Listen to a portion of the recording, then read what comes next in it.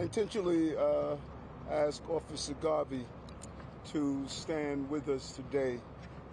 19 years in the department and has not lost his desire to protect the public. And today we have 3 innocent New Yorkers who's going about their lives were the victim of a terrible, terrible assault. 2 lost their lives. 1 is fighting for her life. It is a clear example of the criminal justice system, mental health system that continues to fail New Yorkers. And it is troubling that we're standing here today in a day that brings a great level of difficulty and pain to the city. 3 New Yorkers, unprovoked attacks that left us searching for answers on how something like this could happen. But I want to thank the everyday New Yorker who notified Officer Garvey and told him what he observed. When he saw the assault, he followed the individual involved and gave the information to Officer Garvey, who took quick action and was able to apprehend the person who we believe is a suspect. This investigation is going to continue to unfold, and we want New Yorkers to know that we are not looking for any additional suspects at this time. We believe we have someone in custody, and we are not looking for any additional suspects. Our hearts goes out to the families, goes out to other New Yorkers who observed such a terrible action, and we will keep them in our prayer. But again, I want to thank that New Yorker who saw something, who did something. And because of that, I believe because of the quick actions of Officer Garvey, we have saved the lives of other New Yorkers who could have been the victim of this assault. We'll now turn it over to I want to now turn it over to Interim Police Commissioner Tom Dowling, and then our Chief of Detectives will give you a preliminary and up-to-date on the investigation, what we have thus far. Okay, thank you, Mr. Mayor, and good afternoon, everyone. On behalf of the NYPD, I wanted to express our deepest sympathy to the 3 people attacked this morning. The senseless violence should never happen, but I want to thank Officer Garvey for his proactive approach to policing, and that is what we stress. We have reactive, but also proactive, and Officer Garvey represents what we've been telling the officers for many, many, many years. But through the swift work of the NYPD officers, this attacker is in custody right now. At this time, there are no other outstanding suspects. I want to thank our 17th and 10th Precinct Patrol officers for their quick and effective response to these incidents. And the detective squads are both commands for what will become a complete and thorough investigation. I also want to thank the members of the public who called 911 and who jumped into action to help their fellow New Yorkers. And finally, thank you to Mayor Adams for his ongoing public support. The mayor is here with us today because he truly cares about the people in New York City, and he understands that public safety is the foundation of everything we do here. Now, we are just beginning to sort through the violence this morning, but New Yorkers should know the NYPD will always be there with our city, and we will continue to fight for safety and security of every New Yorker. For some additional details on these incidents, I'll turn it over to Chief of Detectives, Joe Kenny. Thank you.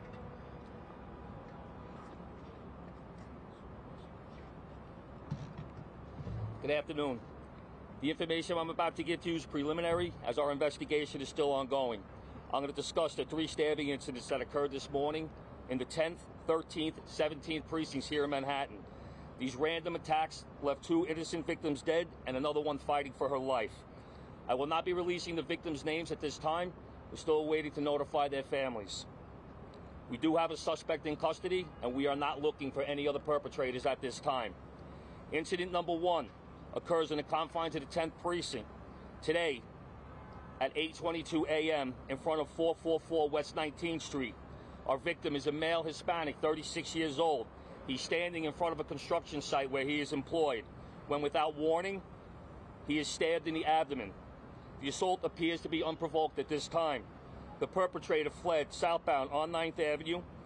Our victim was removed to Bellevue Hospital, where he was pronounced dead at 8:50 in the morning. Witnesses stated that the perpetrator was a male, light-skinned, in his 60s with a beard. He was wearing a gray shirt and a dark-colored ski hat. Witnesses described the knife as a kitchen knife. Approximately 2 hours later, incident number 2 occurs at 10:27 a.m. at 500 East 30th Street and the East River by the Old Water Club. A male, Asian, 68 years old, who was fishing at the time of the attack, was stabbed multiple times throughout the body. A 911 caller rings the bell and police respond to the location. Unfortunately, our victim is removed to Bellevue Hospital, where he's pronounced dead. 30 minutes later, after this incident, our third and final attack occurs at 10:55 a.m. at 42nd Street and 1st Avenue, right by the UN. Our third victim is described as a female black, 36 years old. She is stabbed multiple times throughout her body. She is brought to Cornell Medical Center, where she is currently in critical condition. A short time later, at 46th Street and 1st Avenue, near the Turkish mission to the UN, police at the scene are alerted by a witness that a possible perpetrator who had just committed a robbery was walking in the area. This male was taken into custody by 17 Precinct Patrol. They recovered 2 large kitchen knives that are covered in blood. His clothing is also covered in blood. This person of interest was brought back to the 10th Precinct Station House for processing. He is a male Hispanic, 51 years old. He appears to be undomiciled. He has 8 prior arrests, last being for a grand larceny, October of this year. Thank you. All right. Obviously, we still got a lot of work to do with this, but we'll take just a couple of questions. I'll start here on the left. Joe. Chief, do we have any information as to were words exchanged prior to these interactions with these 3 individuals? As of right now, these attacks seem to be unprovoked, that he just walked up to them and began to attack them with the knives.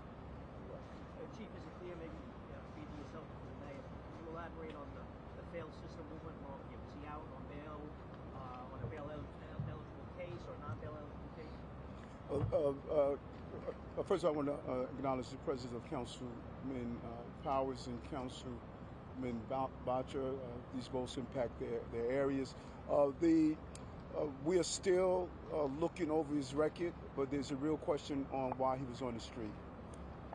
It's preliminary now, but he was sentenced a few months ago, and there's some real questions that we need to look at on why he was on the street, and he has some severe mental health issues that should have been examined, and that's what we're looking at as part of the investigation. ABC. Can you go into the witness you mentioned that saw something and what he told Officer Bartlett? Is it Bartlett? Yeah, so the witness is a cab driver. He witnesses the third attack of the female. He believed it to be a robbery. He didn't know that she was stabbed. So he began to follow her, thinking that he was a robbery suspect. The cab driver? The cab driver, yes. And the purple backpack that's at 46th and 1st, is that the victim's backpack? Is that why? That's part of our investigation. Sensei. Can you talk about when Officer Garvey stepped in?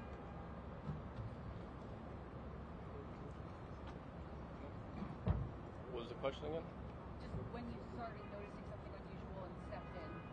I just heard a commotion from where I was, stepped outside, heard what people were saying, and reacted. What were people saying? No comment on that. Chief, were there any robbery attempts on any of the victims at all?